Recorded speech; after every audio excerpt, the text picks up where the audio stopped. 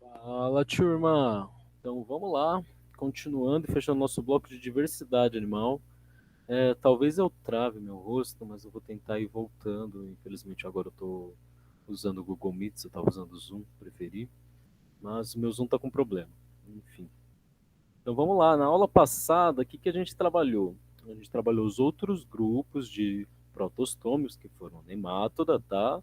Então são os vermes lisos e cilíndricos, com pseudociloma, Anélida, que são os vermes que apresentam cerdas e corpo segmentado em anéis, Artrópoda, que é tudo aquilo que meio que lembra inseto, mas vamos lembrar, ó, Decápoda, 10 pares, né, 10 patas, 5 pares de patas, 2 pares de antenas, aracnida, 4 pares de patas, geralmente sem antenas, geralmente não, né, não tem antenas, insecta, 3 pares de patas, 2 pares de asas, um par de antena. Então são animais completamente diferentes, apesar de participarem do mesmo grupo que a artrópoda. E por fim, molusca, que são os animais de corpo mole, com concha, né? Geralmente eles apresentam aí a rádula, né? Como um elemento mais comum, né? Mas a gente tem três grandes grupos, né? Que são os bivalves, que são um grupo das ostras, né? Que são filtradores. A gente tem os gastrópodas aí, que são tem como grandes exemplos, né, os caramujos, caracóis, e por fim a gente tem o grupo dos cefalópodes, que são aí as lulas e os polvos. Tá? Então, só uma relembrada que a gente deu. E aí nessa aula a gente vai trabalhar um outro grupo que é completamente diferente, que são os deuterostômios. E dentro de deuterostômios temos dois principais grupos, que são os equinodermos e os cordados, e dentro de cordados nós temos condrictes, osteíctes, anfíbios, répteis, aves e mamíferos. A gente vai destrinchar um pouquinho de cada um. Primeiro de tudo, o que é deuterostômio? Então, deuterostômio é aquele animal que forma depois a, a boca, tá? Então, lá no comecinho, quando está formando o embrião, né, a gente vai ter a formação aqui do blastóporo, né? Então, no estágio de blástula de desenvolvimento, né, que é quando forma a primeira cavidade do embrião, essa blástula ela vai dar origem ao ânus no caso do deuterostômio. E depois, né, depois da formação do tubo digestório, vai formar a boca. Então, primeiro o ânus, depois a boca. Nos outros animais era o contrário. Primeiro o blastóporo formava a boca e depois o ânus. Então, na verdade, esses animais são a exceção quando a gente olha para a diversidade animal, tá? Então, nós, aí que somos deuterostômios, somos exceções. Uma outra característica dos deuterostômios é a posição do tubo neural. Enquanto nos protostômios, o tubo neural ele vem aqui, ó, cabeça e ventre. Nos deuterostômios ele faz cabeça e costas, tá? Na parte dorsal, tá? Então, os deuterostômios têm um tubo nervoso dorsal e os protostômios têm um tubo nervoso ventral, tá? Essas são as duas principais características que definem, né, que são importantes para nós, que definem deuterostômios e protostômios, e tá aí, ó, deutero quer dizer depois, estômio quer dizer boca, então forma depois a boca. E aí, coisas interessantes, né? A maior parte da diversidade, quando a gente olha para deuterostômios, ela está presente aqui, ó, em vertebrata, né? Que são um grupo que a gente vai falar daqui a pouco, tá? Que são os peixes, né? São todos aqueles grupos dentro de cordata que eu destrinchei e que a gente não vai aprofundar os outros grupos dentro de cordata. Existem, como por exemplo, tunicata, cefalocordata, cordata está mais para outro lado. Mas a gente não vai destrinchar esses grupos, a gente vai focar em vertebrata, tudo bem? Então, vamos lá. Começando por equinodermata, eles estão aqui, ó, equinodermata dentro de deuterostômio, tá? Grupo irmão de cordata. E temos aí como principais exemplos Patrick Estrela do Mar, né? Os lírios do mar e pepino e ouriços também, tá? E aí quais são suas características? Equino quer dizer espinho, dermo quer dizer pele. Então, equinodermos são esses animais que apresentam espinhos na pele. Então, mesmo as estrelas do mar, né, não são espinhos propriamente ditos que vão te machucar, mas são estruturas pontiagudas que acabam aí causando algum incômodo na pele, mas não chegam a machucar. Diferente do ouriço, que se você pisar, você vai se machucar. A principal característica exclusiva desse grupo é o sistema ambulacral. E o que é o sistema ambulacral? O sistema ambulacral, se lembra do celoma? O celoma ele vai se desenvolver numa coisa absurda nesses animais. O celoma ele vai deixar de ser só um preenchimento, né? Vai ser só um líquido entre os órgãos para se tornar um sistema para esses animais. Então ele vai ser muito importante aí para locomoção, circulação e excreção. Circulação, digo circulação de nutrientes, circulação de também de gases, né? Então, ele é quase todos os sistemas em um só, tá bom? Então, é a característica desse grupo, e ele é isso aqui, ó. Vocês estão vendo que tem um círculo vermelho, né? E depois esse círculo vermelho se divide e forma aqui outros ampolas, né, que a gente chama. Isso daqui é o sistema ovulacral, então é um sistema completamente novo e é derivado aí do celoma desses animais, tá? E aí, aqui, ó, a gente vê uns pezinhos. Esses pezinhos são extensões do sistema ambulacral que fazem com que as estrelas do mar, né, esses grupos, eles consigam se mover, né, como se eles dessem aos poucos pequenos passinhos, né, uma coisa muito louca. Tá? Aí nós temos uma simetria radial, se lembra? Eu falei, todo mundo tem simetria bilateral, exceto lá no começo quinidária, né, que começa já com simetria radial, e depois a outra exceção é equinoderma. O resto tudo é todo mundo bilateral, tá? Eles não apresentam um sistema nervoso central, um sistema nervoso difuso, eles não, tipo, diferente de todos os animais que a gente estava olhando até agora, eles não têm cefalização, tá? Então o sistema deles é difuso. Eles apresentam um endoesqueleto, então essa é a primeira vez que aparece endoesqueleto, tá, gente? E esse endoesqueleto ele é completamente diferente de vertebrata. Tá? Eles são dioicos, então eles são de sexos separados, né? E o desenvolvimento é indireto. Então, eles têm estágios de desenvolvimento larval. Então, você tem, depois da formação do embrião, você vai tendo estágios em que cada fase desse organismo é diferente da outra, tá bom? Assim como a gente viu lá em. Assim, né, é na verdade até mais complexo, tem mais estágios do que a gente viu, por exemplo, em insecta, tá? E aí nós temos cordata. Cordata a gente tem muitas coisas, né? Mas a gente vai focar em vertebratas, vertebrata, né? Com peixes, répteis, aves, anfíbios e mamíferos. E aí quais são as características de cordata? Cordata vai apresentar notocorda em alguma fase da vida. Notocorda é o mesmo que tubo neural? Não. Notocorda é como se fosse um tubo de cartilagem que fica nas costas. Ele é mais presente nos cordados que são basais, mas quando a gente nasce, a gente tem uma notocorda e à medida que a gente vai crescendo, né, se desenvolvendo, essa notocorda é substituída pela coluna vertebral e a coluna vertebral vai abraçando o tubo neural. Então, notocorda não tem nada a ver, tá bom? Então, notocorda é notocorda, coluna vertebral e tubo neural é tubo neural. Não confunda essas três coisas, tá? Então, notocorda em algum momento da vida, a gente quando já está formado, né, quando sai do, do ventre da nossa mãe, a gente não tem mais notocorda, tá? Nenhum desses animais. E o segundo mais importante são as fendas branquiais. Então, a gente vê aqui, ó, por exemplo, os tubarões, né? Existem outros exemplos de cordados que a gente não vai apresentar, que apresentam essas mesmas fendas branquiais,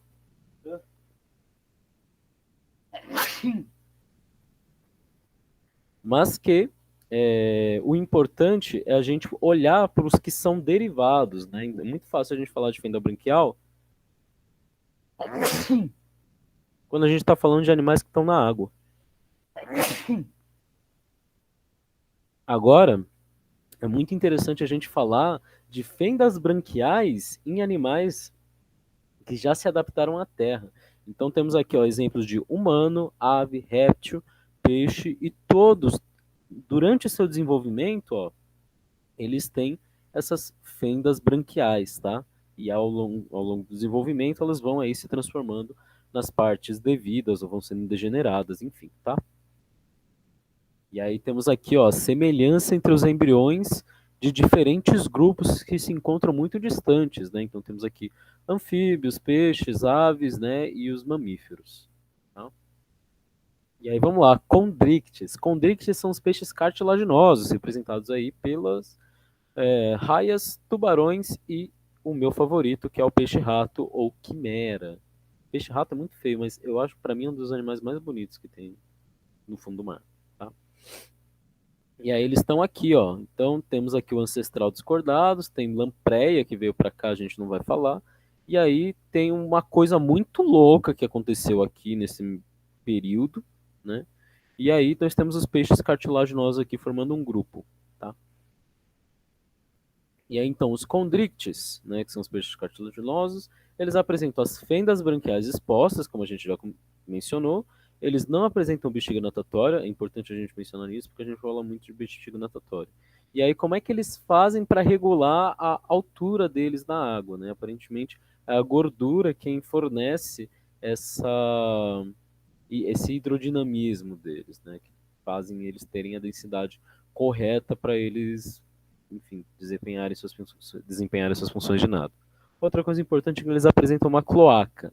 Então, eles têm uma reentrância, né, no corpo que acumula ali sistema reprodutor, sistema excretor e sistema digestório. Então, pela mesma fenda, você tem desemboca esses três sistemas, tá? E por fim, a excreta deles é a ureia, tá? Aí agora é interessante a gente comentar um pouco sobre a questão da ureia, urina e ácido úrico. Essas três substâncias, elas são compostos nitrogenados, são a principal excreta que a gente elimina, tá? Então a gente libera muito nitrogênio. E aí a ureia é o que a gente produz, só que a ureia é muito tóxica, tá? Então, geralmente, animais que vivem na água, eles liberam ureia, porque é barato, né? É o principal substância que a gente produz, é barato de produzir, e quando você tem muita água, é muito fácil de eliminar.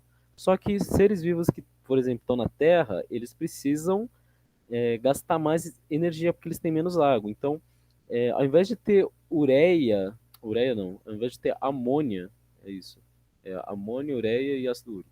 Ao invés de ter, então, os animais que estão na água, eles geralmente liberam amônia. Os animais que estão na terra, como eles têm menos disponibilidade de água, eles precisam segurar um pouco essa água.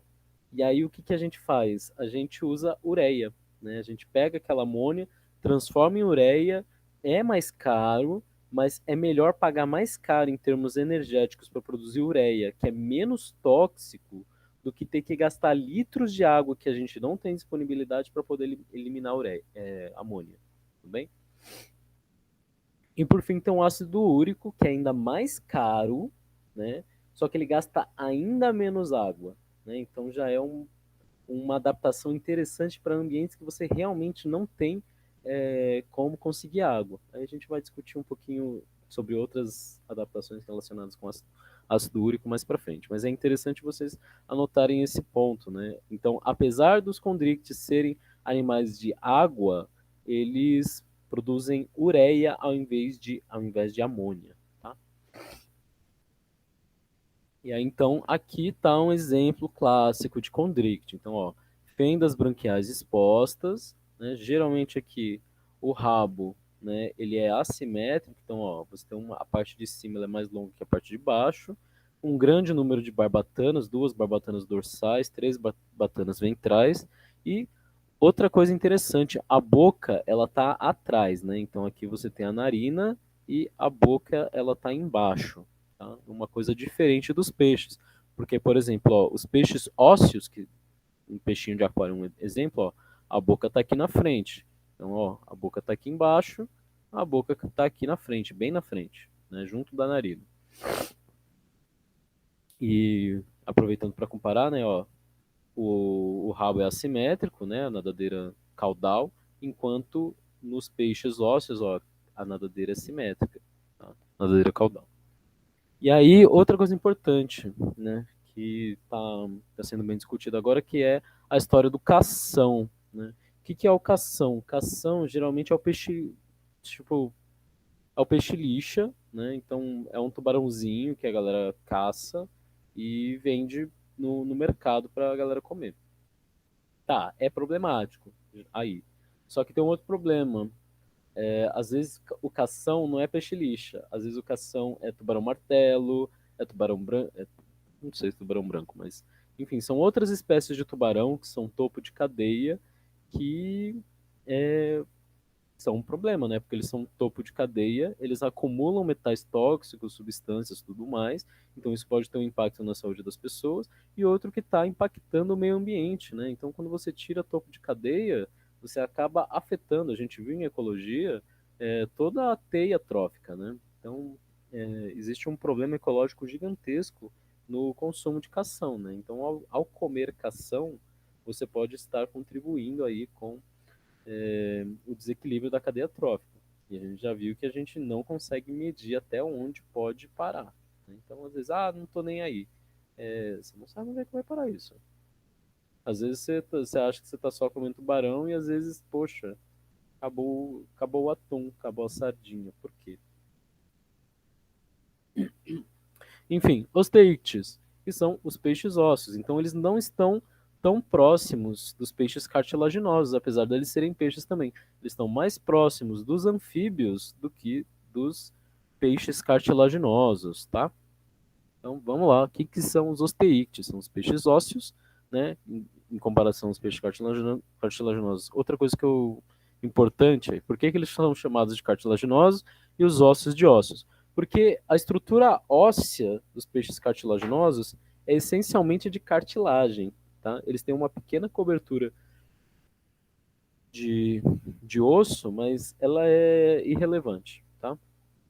Enquanto os osteíctes eles já formam aí osso puro, tá bom? E aí vamos lá. O que eles têm de importante de características? Então eles têm um opérculo, né? Travou. Aí, opérculo, né?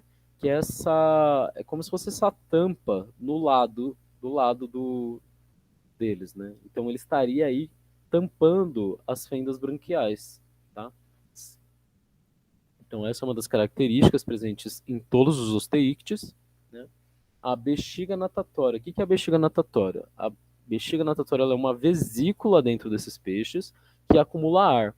E aí eles conseguem controlar, né, de acordo com coisas como pressão, ventilação, né, enfim, irrigação de sangue e tudo mais, para fazer elas incharem ou apertarem, e isso faz com que mude a densidade deles, eles consigam ou subir ou descer. Então vocês já devem ter visto aquela imagem do peixinho virado de barriga para cima, né, e não conseguia nadar. Isso é quando o peixe ele perde a capacidade de controlar a bexiga natatória, aí por N problemas, né, inclusive a morte é uma delas, né, e acaba flutuando em excesso. A excreta como a gente. A ureia, não.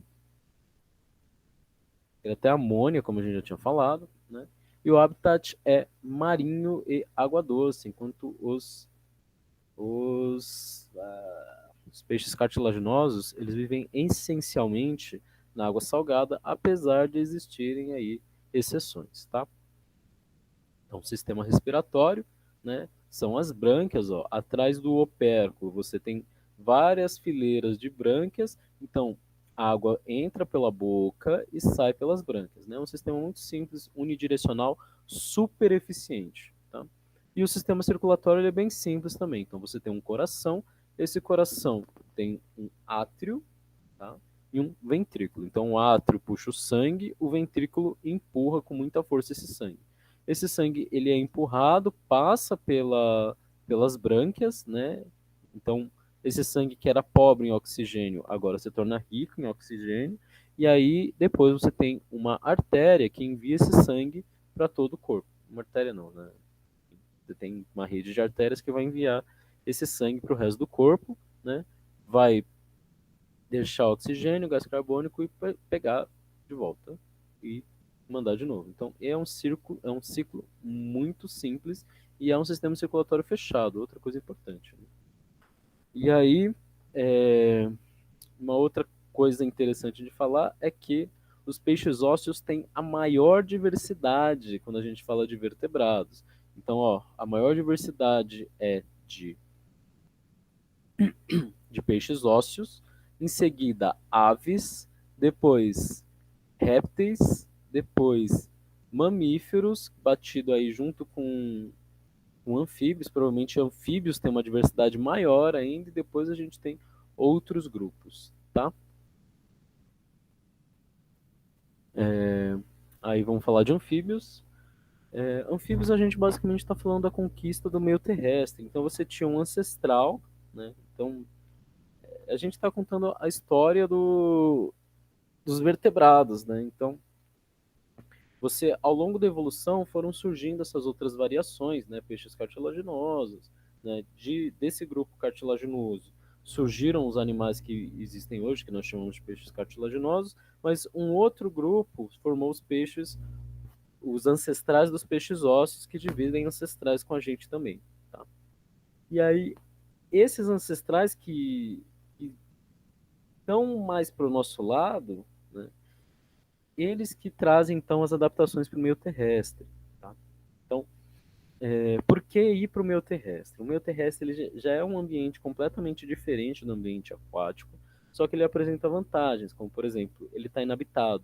Então, a chance de você ter sucesso reprodutivo, isso é uma coisa, é algo sobre evolução, na verdade, né?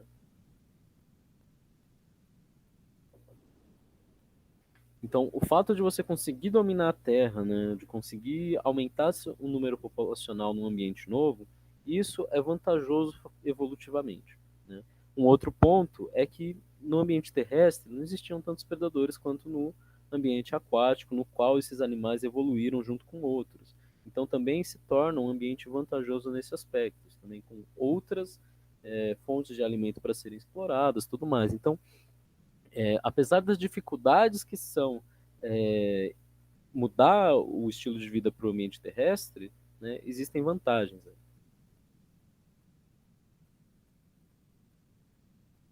E aí nós vamos trabalhar a questão das dificuldades fisiológicas para colonizar o ambiente terrestre. Então, uma delas é a permeabilidade da pele. Né? Então, se você colocar um peixe fora d'água, ele provavelmente vai secar, porque, querendo ou não, a pele dele ainda é muito tipo, ela não tem muita proteção contra a dessecação. Né? Já é diferente de alguns outros grupos, né? A gente, por exemplo, não tem problema, não tem esse tipo de problema. A pele dá uma secada, às vezes, seca, mas não é como se ela fosse, tipo, morrer. Né? Não é uma coisa muito grave pra gente quando acontece. Né? Mas vamos lá. Então, anfíbios. Anfíbios são aí ancestrais, na verdade, ancestrais não. Né? São aí descendentes que mantiveram características muito similares aos nossos ancestrais que começaram aí a dominar a Terra. Né? Então, as características que eles permaneceram são a queratinização da pele. Então, a pele, ela ainda é permeável, né? A gente fala que os anfíbios, eles têm uma respiração cutânea, uma respiração pela pele. Mas a pele deles, ela tem queratina, tá? Então, existe aí uma, uma uma impermeabilização, tá? Então, isso, inclusive em diferentes graus. Então, a gente fala, ah, não, porque os anfíbios, eles têm respiração cutânea, então 50% por causa da pele. Então, varia isso, né? Alguns anfíbios, inclusive, não precisam fazer respiração pela pele, eles respiram com o pulmão sem problemas, tá? Mas compreendam que isso é uma característica que ajudou eles na conquista do meio terrestre, né? Então, mesmo que você tenha que voltar um pouco para a água, a existência do pulmão e conseguir respirar pela pele já é muito mais, um avanço muito gigantesco quando comparado com precisar de brânquia. Então, brânquia, você vai ter que estar movimentando a água por dentro, né? O que já é uma dependência muito grande da água, né? Para conseguir respirar. Agora, se você consegue um pulmão, mesmo que simples, né?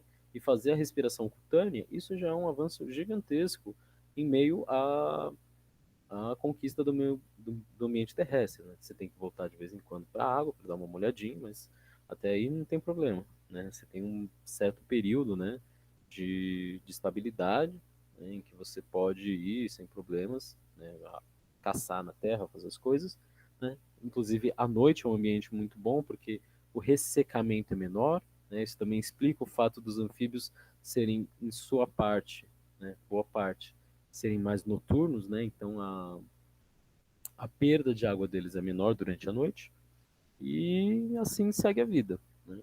Suas excretas já são diferentes, então o, os anfíbios, né? Eu esqueci de traduzir. Anfi quer dizer dois, né? Meio a meio. E bios quer dizer vida, então duas vidas. Eles têm uma vida dupla. Então os anfíbios eles têm um estágio larval, né? Que vive na água, que são os girinos, né? Mas disso a gente pensando nos sapos, né? Que sofre uma transformação muito grande. Mas eles têm um estágio larval que vive essencialmente na água, né? E depois eles têm um estágio adulto, né? Então são duas vidas, tá? O estágio larval, ele geralmente tem brânquias, né? Então ele se comporta mais ou menos como um peixe, mas quando ele sai da água, ele já desenvolve outros, outras partes do corpo, né? Ele passa por uma metamorfose, né? Desenvolve outras partes do corpo, perde outras, para conseguir sobreviver no seu momento adulto, tá? E aí, quando ele é pequeno, né? Ele e vive na água, ele libera amônia. Quando ele desenvolve no adulto, ele libera ureia, né? Então, sente essa diferença. É muito interessante também para a gente observar como é essa troca, né? Escolher qual excreta nitrogenado é mais interessante para cada estilo de vida, né? A fecundação deles é externa, tá? Então a fêmea bota os ovos, né, e o macho fertiliza depois, e eles são ectotérmicos. Então todos os animais que a gente falou até agora são todos ectotérmicos. Eles dependem da temperatura externa para definir a temperatura interna, tá? Então tá aqui, ó, o girino, ele tem as brânquias aqui dentro, né? Entra água por aqui, tem as brânquias e eles saem por um opérculo também. E aí aqui eu estou mostrando a metamorfose. Então, o girino desenvolve as patas traseiras primeiro, depois as da frente e consome o rabinho, né, a nadadeira. O sistema circulatório ele já é um pouco diferente, porque o que a gente tem, né? Você tem dois átrios, né, e o ventrículo. O ventrículo, né, ele já faz um outro probleminha, né? Então ele manda metade do sangue para o pulmão, né, e a outra metade para o corpo, né? Então quando passa pelo pulmão, beleza, oxigenou, tá legal. Mas quando passa para o corpo, né, parte desse sangue vai para o corpo e outra parte vai passando pela pele e oxigenando. Então, o sangue dele está sempre meio que misturado, ele nunca está 100% eficiente em relação à oxigenação, ele está sempre mais ou menos. Essa aula vai durar um pouquinho mais do que ela era para durar, mas isso é porque realmente é muito conteúdo, eram para ser pelo menos 5 aulas tratando cada um desses conteúdos, mas a gente está reduzindo o tempo aqui. Então vamos lá. Répteis, né?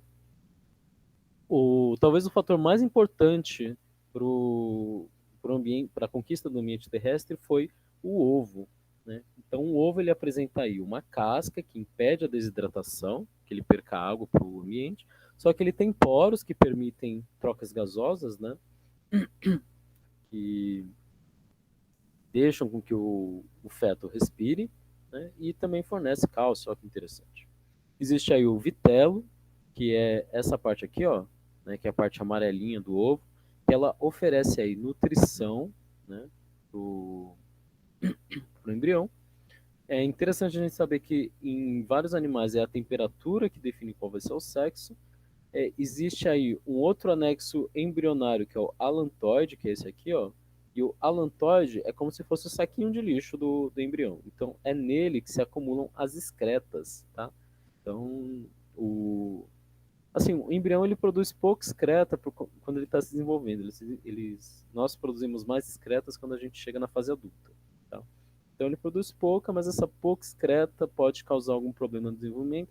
Então existe um tecido especial, né, que acumula essas excretas para não acumular no embrião e dar problema. Tá? E se chama aí alantoide. Então tem um saco vitelínico para nutrir o embrião e tem um saco alantoide para acumular excreta. Tá? E aí por fim a gente tem a clara do ovo, né, e a cavidade amniótica, né, o líquido amniótico aqui, que fornece água, né, também fornece aí uma tensão para, enfim, o feto não grudar, essas coisas e tudo mais, e ela é importante aí como fornecedora de água, ela também tem substâncias que são antimicrobianas, né, e aí ainda apresenta um pouquinho de proteína. Pode ser interessante para a absorção do feto. Em relação aos répteis, temos três principais grupos, então são Squamata, né, que é o grupo dos lagartos e das cobras, Crocodilia, né, que é o grupo dos crocodilos, e os quelônios, que é o grupo das tartarugas, jabutis e cágados. A excreção desses grupos pode ser ureia ou ácido úrico e eles apresentam cloaca. A pele é queratinizada, formando aí escamas, placas ou casco, então escama no caso de esquamata, né, esquamata, escama, placa no caso dos crocodilos e casco no caso dos quelônios. E o interessante é que uma pele mais queratinizada permite aí uma maior proteção contra a desidratação, então aí representando uma grande característica, né, importante para sobrevivência no ambiente mais seco, que é o ambiente terrestre. O pulmão já é mais desenvolvido, né? A fecundação agora é interna, não é mais externa, como a gente vê em anfíbios, né? E esses animais frequentemente apresentam cloaca, né, que a gente já falou lá atrás. Então a cloaca vai e vem. Em relação aos membros, o deslocamento deles é lateral, então eles se deslocam meio que se arrastando assim, né, de um lado para o outro, né, que é diferente do movimento dos mamíferos, que a gente faz isso aqui. Então, eles se movem de lado, a gente faz esse movimento aqui, tá? É mais legal quando eu faço isso na sala de aula. E eles também são exotérmicos, né? Eles dependem do ambiente para aumentar a temperatura, né? Apresentam ovo com cáscula, eles não têm glândulas da epiderme. Eu vou falar do sistema circulatório. Aí o sistema circulatório deles já é um pouco mais complexo que o sistema circulatório dos anfíbios. Então, você tem dois ventrículos, né? Dois átrios, dois ventrículos, tá uma bagunça isso aqui, ó. E aí a gente tem os corações dos crocodilos e os corações aqui dos outros grupos. Então, esses dois ventrículos, eles acabam misturando aí os sangues, né? Então, um ventrículo manda sangue pro pulmão e também pro corpo, né? Enquanto o outro, ele também manda sangue pro pulmão, na verdade ele recebe sangue do pulmão e manda também aí pro pulmão e pro corpo, né? Então, isso aí causa uma mistura de sangue também, né? Então, eles têm uma menor eficiência no, na, na presença de oxigênio no sangue, mas aparentemente não é relevante para eles. Eles funcionam muito bem sim. Os crocodilianos já apresentam uma efetividade melhor, né? Eles ainda têm esse forame aqui. Então, ó, aqui os ventrículos eles não estão completamente separados. Você tem uma abertura muito grande aqui no meio. Já o dos crocodilos, ó, ele tem o ventrículo bem separado, só que aqui em cima tem um foramen, né, que conecta a artéria do pulmão com a artéria que deveria ir para o corpo. E aí é aí que dá a mistura de sangue. Tá? Aí nós temos aves. Caso vocês não saibam, aves são os descendentes dos dinossauros, o que causou discussões do tipo: será que o Tiranossauro Rex tinha penas ou cerdas? E por aí vai. Então, quem for curioso já sabe que tipo de informação procurar. E aves são já completamente diferentes, com um monte de coisa estranha, com um monte de característica nova. Então, por exemplo, elas já apresentam bico, né? Eles têm um sistema digestório completamente diferente, elas têm cloaca, né? É, estipula-se que o bico talvez seja uma vantagem, tem uma vantagem também aí no voo, né? os apêndices dianteiros são modificados em asas, né? Então, quando a gente está falando de vertebrata, boa parte, vertebrata não, né? Enfim, quando a gente está falando dos animais que estão conquistando aí o meio terrestre, todo mundo é quadrúpede, né? Tem dois pares de membros. E no caso aí as aves transformaram esses dois primeiros pares de membros em asas. As aves também têm presença de penas, só que hoje a gente sabe que as penas surgiram nos ancestrais das aves é, a- e depois que se fixaram no grupo, né? E aí as penas já são importantes, porque ajudam no voo, elas têm um elemento importante que é a atração. Então as penas nas aves são muito coloridas, e isso tem um aspecto reprodutivo, é sobre chamar a atenção da fêmea. Então geralmente quem chama a atenção da fêmea é o macho. Então vocês podem perceber que o macho geralmente é super colorido e a fêmea é super sem graça, né? E isso tem um aspecto interessante, isso é seleção sexual. Então, o macho, ele tá todo colorido no meio do mato e todo mundo pode ver ele, né? Então, isso é uma forma da fêmea saber, esse macho, ele é super colorido e ele conseguiu sobreviver até a fase adulta. Então, ele tem um potencial, né? O cara aí ó, andando com um alvo nas costas no meio do mato e sobreviveu até agora, eu acho que vale a pena, né? Acho que legal se os meus filhos tivessem os genes dele. Então, é uma coisa mais ou menos assim. E também são super importantes aí as penas para a temperatura, tá? Esse grupo também desenvolveu o cuidado parental, então quando a gente está falando de répteis e anfíbios, eles simplesmente largam os filhotes no mundo, já aves não, aves cuidam dos filhotes, né? E acredito que os dinossauros também cuidavam dos filhotes, enfim, tem evidências aí, já é outra área de discussão. E em relação à respiração, além do pulmão, existem os sacos aéreos, eu vou destrinchar melhor para vocês, vocês vão ver que é um negócio bem estranho. Elas têm um pescoço em S, uma quilha, vou mostrar para vocês, ossos pneumáticos, que nada mais são do que ossos com muitos buracos, né? Isso para diminuir o peso das aves. Elas são bípedes, tá? Elas são endotérmicas, então aí a gente estava falando que todo mundo é ectotérmico, depende da temperatura externa do ambiente para poder, enfim, aumentar a temperatura. E aí nós temos as aves com endotermia, tá? Então é a primeira vez que surge, né? A excreta é o ácido úrico, que é muito importante para o voo, porque se você excreta ácido úrico, você precisa de menos água. Então você não precisa carregar tanta água na hora de voar. Então é bom para o voo. Inclusive é uma coisa interessante, um paralelo interessante com morcegos. Os morcegos, eles não conseguem voar muito bem depois que eles se alimentam de qualquer coisa, na verdade, né? Em especial, eu estou pensando nos hematófagos, que alimentam de sangue. Eles não conseguem voar direto. E aí eles meio que ficam um tempinho processando aquela água, né? Eles têm, inclusive, um estômago que é muito eficiente em tirar a água enfim, do estômago, que é aquele primeiro contato que o sangue tem. E aí eles urinam enquanto eles estão se alimentando logo após, né? E aí sim eles conseguem voar. Então eles estão sempre tem um momento do dia que eles estão tipo, tô morrendo de sede porque eu joguei muita água fora, tá? Eles também, se eu não me engano, excretam ácido úrico. E por fim existe a siringe, que são as cordas vocais especiais para eles fazerem aqueles cantos complexos. Aí a quilha, ela nada mais é do que esse osso que está no meio aqui, né? Só que ele é gigantesco. Por quê? Porque é nele que vai a musculatura para elas voarem. Então, existe uma área gigantesca para os músculos se prenderem para a ave ter força para conseguir sair do chão, né? Então, essa é a importância da quilha, né? Além do aerodinamismo. E o nome é quilha porque lembra uma quilha de barco, tá?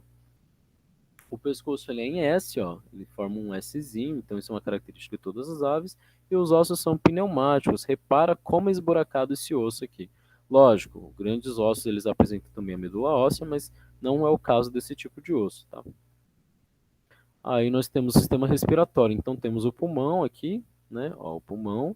E depois do pulmão, ó, tem vários buracos aqui. Então esses buracos são os sacos aéreos, né? E o que é muito interessante é que, além deles diminuírem a densidade das aves, o que ajuda no voo, né? Então, sempre que a gente, não sei se vocês já pegaram um pássaro, mas ele parece realmente muito mais leve do que, ele é realmente muito mais leve do que ele parece, né? E isso se deve em parte a todas essas adaptações que a gente está falando, inclusive esses sacos aéreos, tá? Então, o saco aéreo, ele também permite uma coisa super legal, que é eficiência da respiração. Nós, como mamíferos, a gente tem um fundo cego, a gente respira e inspira. E a gente nunca consegue trocar 100% do ar, a gente sempre respira um ar que ele já vem com um pouco de gás carbônico, né? Mas paciência, né? Agora os pássaros não, os pássaros eles conseguem passar, né, puxa esse ar, aí você manda para um saco, e aí manda para o pulmão, e aí vai para o outro saco, e aí está entrando ar novo aqui, e aí empurra ar velho, e aí volta outro saco. Então, eles conseguem ter uma eficiência de estar sempre mexendo, né, esse ar e tendo pouquíssima presença de gás carbônico ali. Então, eles têm uma eficiência do ar muito boa no sistema respiratório deles. Então, é completamente diferente do nosso. Eles, enfim, têm uma evolução muito distante dos mamíferos, né? Os mamíferos divergiram muito cedo na evolução. E aí existe toda a questão do aerodinamismo, do voo, né? Da anatomia, enfim, da questão do, da postura das asas, que inclusive é copiado aí por engenheiros e tudo mais, né? E aí, em relação ao coração, o coração é igualzinho ao nosso, tá? Tem dois átrios, dois ventrículos. Um átrio puxa sangue venoso, manda para o ventrículo. Esse ventrículo de sangue venoso manda para o pulmão, passa pelo pulmão, puxa átrio com sangue arterial, manda para o ventrículo e o ventrículo manda para o corpo, né? Então não tem mistura de sangue, é muito eficiente o sistema circulatório deles. E a diferença é que a aorta deles é voltada para o lado direito, a nossa é voltada para o lado esquerdo. Essa é a única diferença, apesar da gente ser muito distante. Aí nós temos a cloaca, então eu fiquei mostrando, então temos aqui, ó, bolsa de Fabrício, ó, uréteres aqui, então bolsa de Fabrício, é, aí para produção de ovos, né, os uréteres, né, então tem cada camada. Então aqui tem um reto, né, os uréteres, né, e por fim aqui no finalzinho tem a parte reprodutiva mesmo. Aí em questões de sistema digestório, né, temos o bico, língua. A língua deles apresenta aí algumas língua córneo, né, uma estrutura que a língua deles é queratinizada, né? Tem o papo, que é uma estrutura de armazenamento que também permite que umedeça o alimento deles. E, por fim, a gente tem a moela. A moela já fica um pouquinho mais embaixo, estaria aí na localização do que seria o estômago. E ela faz a trituração. Então, como os pássaros eles não têm dentes, eles não têm articulação como a gente tem para mastigar e triturar as coisas, eles comem as coisas inteiras, né? Depende do grupo, né? Enfim, mas em parte eles comem as coisas inteiras e elas são trituradas aqui na moela, tá bom? Às vezes eles inclusive se alimentam de pedras para ajudar nessa trituração. A epiderme ela tem escamas, né? Ela é queratinizada, pode até formar placas, né?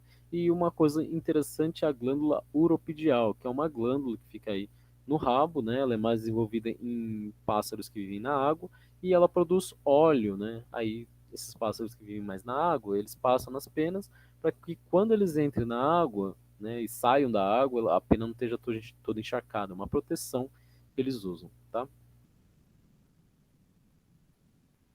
E aí, por fim, nós temos os mamíferos. Então, ó, os répteis estão mais próximos das aves e os mamíferos, eles separaram lá atrás. Então, quando estavam surgindo os répteis, né, os ancestrais dos répteis, a gente já estava separando ali já no começo dos ancestrais dos anfíbios, né?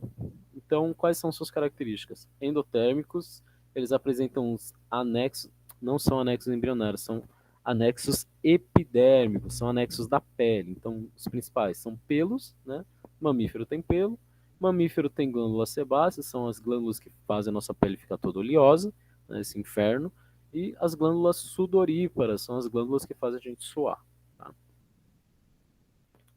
Outra característica importante, o que dá o nome do grupo, que é as glândulas mamárias, por isso mamália, mamíferos, né? São as glândulas que produzem leite, né? Eles também apresentam aí muito cuidado parental e são dioicos, sexos separados. Aí nós temos três grandes grupos, que são monotremata, que a gente só tem dois exemplos hoje, que são os ornitorrincos e a equidna, os marsupialia, né? Temos aí o clássico canguru, né? Mas a gente tem alguns exemplares brasileiros também, como o gambá é um marsupial.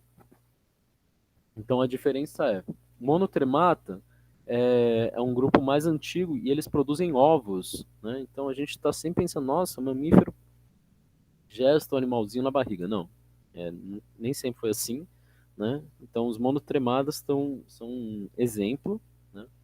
Então eles botam ovos. E aí os filhotinhos, quando nascem, eles ficam mamando nas tetas. Olha que interessante, né? Aí os marsupiais, eles nascem, né? Eles são gestados, não tem mais ovo, eles são gestados no útero, só que a gestação não é completa, eles não amadurecem completamente lá dentro. E aí eles nascem prematuros e a mãe tem uma bolsa onde os filhotes ficam se alimentando até eles estarem em tamanho para viver. Né? E aí nós temos placentária, e aí sim, placentária, eles já nascem aí completinhos, inclusive alguns já nascem correndo. Né? Aí em relação ao sistema circulatório, é aquilo que a gente falou, são dois átrios, dois ventrículos, esqueci de colocar a imagem. Um átrio puxa sangue venoso, ventrículo manda sangue para o pulmão, átrio puxa esse sangue de volta, ventrículo manda esse sangue pela aorta e aí separa no corpo e, enfim, é uma dos sistemas circulatórios mais eficientes que tem. E uma outra característica interessante é em relação às células sanguíneas, são células vermelhas. Então, os mamíferos são os únicos animais vertebrados que as células sanguíneas não têm núcleo, tá? Então, os glóbulos vermelhos, os eritrócitos, eles não têm núcleo, tá? Todos os outros animais têm, dos outros vertebrados, né? E aí, por fim, a gente tem aqui só uma cartilhazinha mostrando dos compostos nitrogenados, né? Então, ó, os amonotélicos são aqueles que liberam amônia, são a maioria dos invertebrados, né, aquáticos, os teleósteos, que são os peixes ósseos, e os protocordados, que a gente não comentou. E aí ela é muito solúvel em água, só que ela é muito tóxica. Os urotélicos são aqueles que liberam ureia, ó, NH2, né? São principalmente os peixes condrictes, que são os peixes cartilaginosos, os anfíbios, né, e os mamíferos, tá? A gente. É solúvel também em água e menos tóxica que a amônia. E aí, por fim, nós temos os uricotélicos, aqueles que liberam ácido úrico. São apenas insetos, répteis e aves. E outro aspecto importante que eu esqueci é que o ácido úrico ele é insolúvel em água, tá? Então, por isso que ele é extremamente eficiente em ambientes que você tem pouca disponibilidade de água, né? Então, quem consegue habitar esse tipo de ambiente são geralmente répteis, né? E aves também, né? Exatamente por causa dessa forma discreta que eles têm. Então, é muito eficiente. E não é tóxico, né? Eles conseguem acumular sem ter muitos problemas. Então, essa foi a nossa aula. Foi mais longa do que eu queria, mas eu ainda passei menos conteúdo do que eu queria. E E é isso, gente. Se tiverem qualquer dúvida, vocês mandem aí, a gente tenta responder. Mas essa aula realmente ela veio um pouquinho mais muito enxugada do que precisava, tá bom? Abraço, boa semana.